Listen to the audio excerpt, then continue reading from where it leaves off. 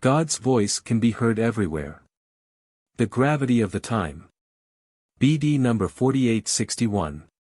March 21, 1950. You live in an extremely difficult time and are constantly made aware of it because it not only concerns the earthly development in the history of the world but humanity's spiritual development, which you should recognize as being at risk in view of the near end. You have to admit to yourselves that extraordinary events direct your thoughts to spiritual problems.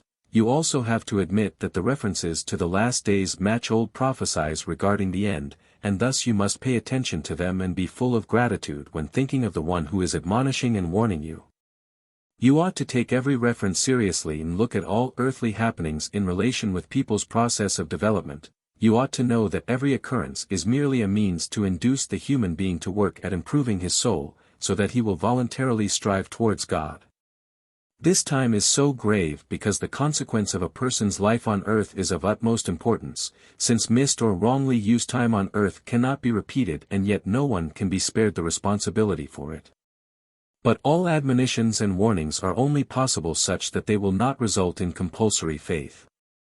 They certainly point to the end, to the Creator and Preserver of all things, but they don't prove anything, and therefore there are just a few people who recognize the approaching end by the signs and who, aware of the spiritual hardship, hand themselves over to God.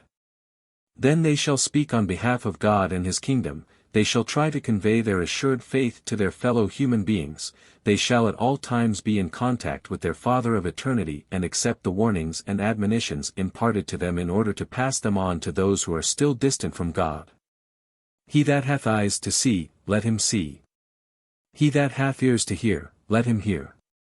God's voice can be heard everywhere, His activity can be seen far and wide, and in all places, people are mentally influenced from above.